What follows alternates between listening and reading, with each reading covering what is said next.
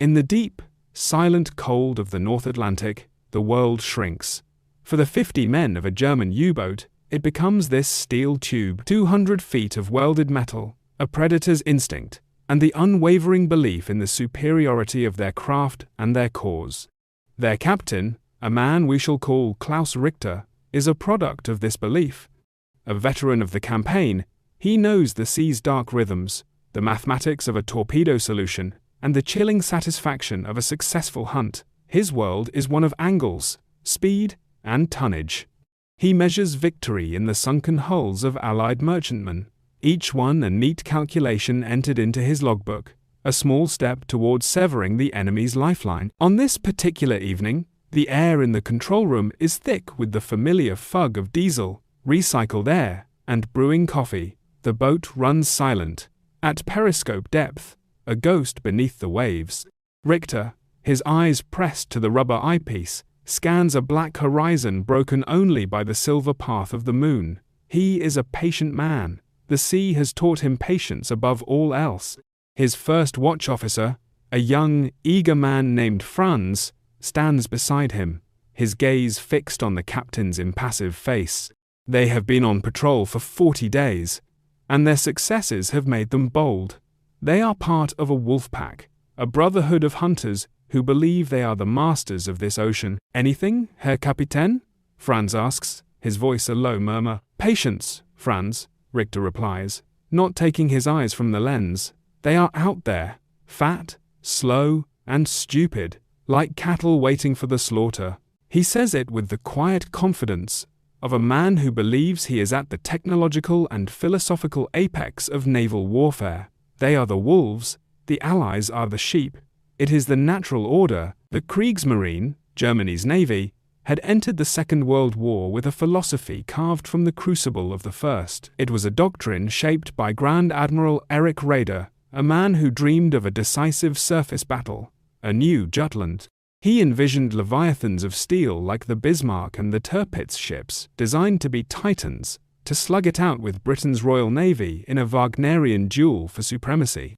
And where the battle fleet could not reach, the U-boat, the lone wolf championed by his rival, Karl Dönitz, would sever the enemy's arteries of supply. It was a navy of hunters, of raiders. It understood the gun, and it understood the torpedo, but it did not, in its soul, understand the airplane at sea. This was not for a complete lack of trying. Germany did lay down an aircraft carrier, the Graf Zeppelin, launched with great fanfare in 1938, with Hitler himself in attendance. It was an ambitious project, a nod to the changing face of naval power observed in Britain, Japan, and America, but it was a vessel born of a conflicted doctrine and bureaucratic infighting.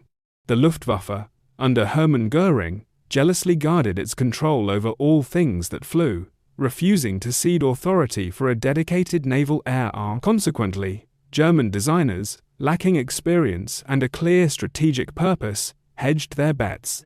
They equipped the carrier with cruiser-style guns for surface combat, a feature absent from focused American or Japanese designs, which relied on escort ships for protection. The Graf Zeppelin was a hybrid, a beast of two minds, belonging fully to neither the sea nor the sky. As the war demanded more immediate priorities, more U-boats to starve Britain, more tanks for the vast plains of Russia, its construction languished. It would never become operational, destined to rust in a Baltic port, a 23,000-ton monument to a strategic vision that had stalled. The German naval mind remained tethered to the sea's surface, and to the dark world just beneath it. They believed they knew their enemy. They believed they understood the scale of the war. They were, in this assessment, catastrophically wrong. Across the ocean, another reality was being forged in fire and steel. After the shock of Pearl Harbor, a consensus had been reached in the halls of American power. The age of the battleship was over. The future of naval warfare would be decided not by the caliber of a ship's guns, but by the number of aircraft it could project across the horizon. America, the sleeping giant, was not just waking up, it was retooling its entire industrial soul to a single purpose. The result was the Essex-class aircraft carrier. It was not a ship, in the traditional sense. It was a sovereign territory of American power, nearly 900 feet long, displacing over 36,000 tons, with a crew of more than 2,600 men. It was a floating airbase, a factory, a barracks, a hospital, a city, and they were being built with an inhuman speed that defied all European logic of shipbuilding. While Japan, a mature naval power, would manage to build 6 new fleet carriers during the entire war, the United States would build 17 of the Essex class alone, part of a larger program that produced over 100 carriers of all types. A Ford factory at Willow Run was producing a B-24 bomber every 63 minutes. In the shipyards of Newport News, Virginia, and Quincy, Massachusetts, they were building these floating cities with the same assembly line ethos. It was a productive capacity that no intelligence report could adequately convey, a reality so far beyond the German experience that it might as well have been science fiction. The first hint of this new reality for men like Captain Richter came not as a report, but as a new sound in the skies over the mid-Atlantic gap, that once safe haven for U-boats, far from the reach of land-based Allied aircraft. It was the steady, ominous drone of an engine where no engine should be. For Richter and his crew, the world had turned upside down in a matter of seconds. The hunter had become the hunted. The attack came with shocking speed, not from a destroyer they could see, not from a corvette they could outmaneuver, but from the sky. An American Grumman Avenger, launched from the deck of an unseen escort carrier hundreds of miles from the nearest land, appears as a speck and becomes a screaming harbinger of death. Alarm! Flugzeug! Tauchen! The orders are roared, and the U-boat angles down, the sea rushing to embrace and protect it. But it is too late. The depth charges are already in the water. The first explosions are concussive blows, felt more than heard, lifting the stern of the boat and slamming it down. Lights flicker and die. A shower of cork insulation rains down. Men are thrown against machinery. The steel hull, their world, their armor, groans under the immense pressure, the sound of a dying whale. They are blind, fighting a ghost. Another explosion, closer this time, ruptures a high-pressure airline with a deafening shriek. The lights go out for good, replaced by the acrid smell of ozone from fried electrical circuits and the panicked shouts of the wounded in the sudden, terrifying darkness. The order is given the most dreaded in a submariner's lexicon: Auftauchen, alle Mann ausbooten. Surface, abandon ship. For Klaus Richter, floating in the oil-slicked water, the cold sea sucking the warmth from his body, watching his boat slip beneath the waves, it is the end of his war. He has lost his command, his men, his purpose. He is now a survivor, a castaway, awaiting capture. What he does not yet know is that his education is about to begin. The enemy he thought he knew is about to reveal its true face, and it will be a face of such scale and power that it will shatter every conviction he has ever held. A destroyer appears on the horizon to pluck them from the water. The American sailors are professional, disturbingly efficient. They offer no taunts, only blankets and hot, sweet coffee. Richter and his surviving crewmen are now prisoners of war. Stripped of their uniforms, their identities, they are taken to the heart of the task force that destroyed them, and there, rising from the grey swells of the Atlantic, he sees it for the first time. It is not its size alone that stuns him, though it is bigger than any vessel he has ever seen. It is the sheer, brutal impossibility of it. He sees aircraft, dozens of them, parked on a vast, flat plane of a deck that stretches out like a runway. He watches as an elevator, a huge section of the deck itself, rises from the depths of the ship, carrying another plane as if by magic from a subterranean world. He sees hundreds of men, tiny figures in the distance, moving with a disciplined, unhurried rhythm. This is not a warship in the way he understands the term. It is a piece of a city, torn from the mainland and set afloat upon the sea. As he is brought aboard, the scale becomes even more disorienting. The climb up the accommodation ladder seems to go on forever. When he steps onto the flight deck, the noise is a physical assault. The deafening roar of engines, the violent hiss of steam from the catapults, the shouts of men, the metallic clang of machinery. It is the sound of industry, a sound he associated with the Krupp works in Essen, not the middle of the ocean. He and the other captured officers are led below, and here, the true revelation begins. They descend into a labyrinth. Corridors stretch into the distance, painted a sterile grey, lined with a dense web of pipes and conduits. They pass machine shops where men in overalls are welding, grinding, and repairing aircraft components with an air of focused calm. They see a laundry with massive steam presses and rows of churning washing machines. They glimpse a post office where clerks are sorting mail for a population of thousands. It is a self-contained, self-sufficient universe. Their escort, a young Navy lieutenant with an easy smile, perhaps senses their disbelief. He points down a passageway. Chow lines that way. Mess hall serves about 8,000 meals a day. We've got our own bakery, butcher shop, even a soda fountain. We call it a Gedunk bar. Richter says nothing. In Germany, the entire nation is on strict rations. Bread is coarse and supplemented with sawdust. Meat is a memory. Coffee is a bitter concoction made from acorns. Here, in the middle of the Atlantic, thousands of enemy sailors are being served fresh baked bread and ice cream. They are led to a small cabin that will serve as their temporary cell. It is sparse, but clean. Through the open doorway, Richter can see into a larger compartment, where off-duty sailors are lounging in their bunks. One is reading a brightly colored comic book, a hero in a blue suit, and a red cape leaping from the page. Another is carefully cleaning his rifle, while listening to a portable radio playing a jaunty swing tune. They are boys, most of them, barely out of their teens, with open, confident faces. They look well-fed, healthy, and astonishingly unconcerned. They are fighting a world war, yet they carry with them the casual atmosphere of a peacetime barracks. This casualness is, in its own way, more intimidating than any display of anger or hatred would have been. It speaks of a power so vast, it doesn't need to be angry. Later, an American intelligence officer comes to interrogate him. He is young, clean-shaven, and speaks flawless, unaccented German. He offers Richter a cigarette. It is an American brand, a Lucky Strike. The taste is smooth, rich, a world away from the harsh ersatz tobacco available back home.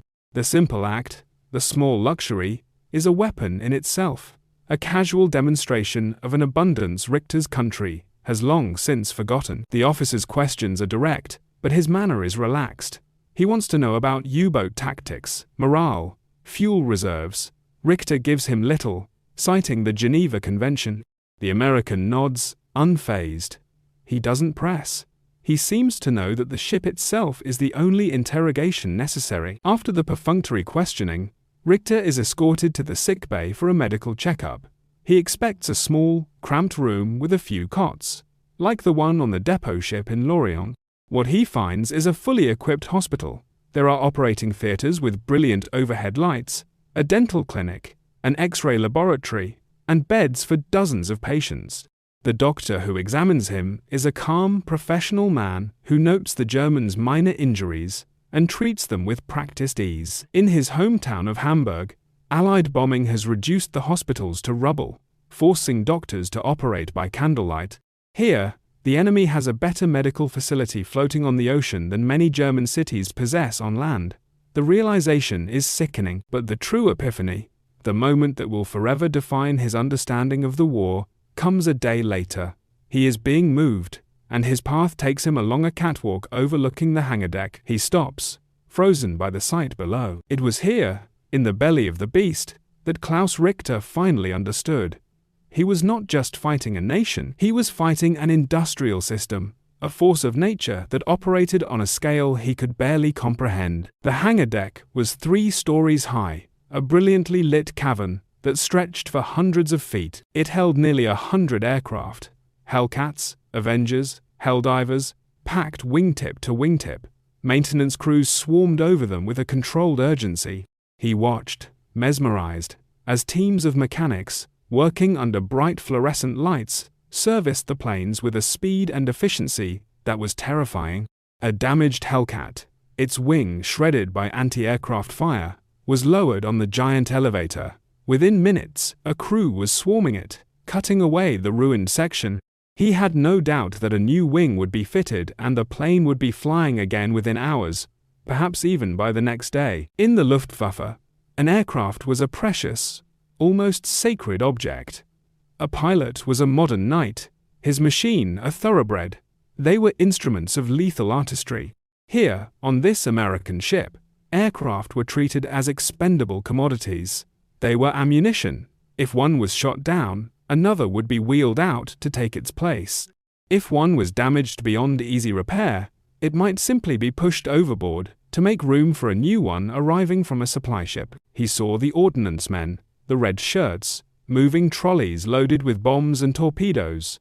He saw the green shirts of the maintenance crews, their hands stained with grease.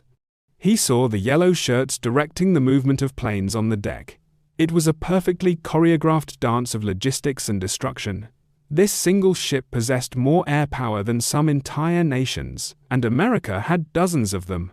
Dozens more were being built. The young lieutenant from the escort destroyer found him there, on the catwalk.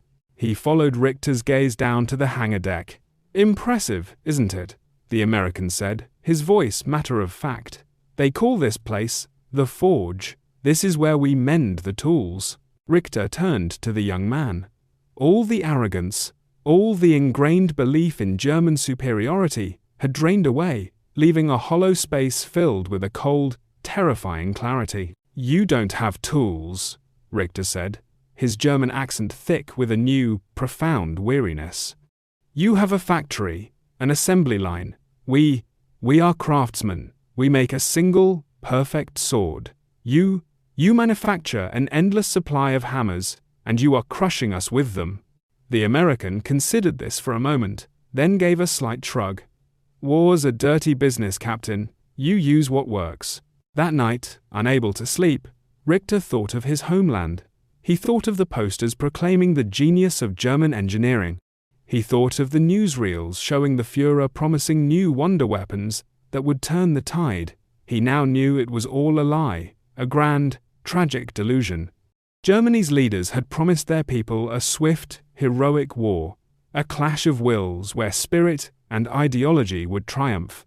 They had prepared for a sprint, but the Americans had prepared for a marathon.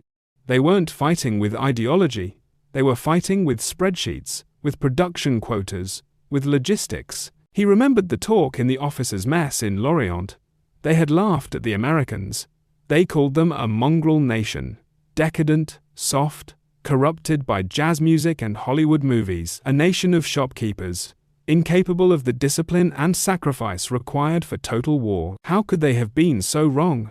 They had judged America by its culture, but they had failed to comprehend its system, a system that could churn out wealth and comfort in peacetime, and then, with the flip of a switch, churn out staggering, overwhelming quantities of war material. In the days that followed, as the carrier steamed westward towards the United States, the cultural shocks continued to accumulate.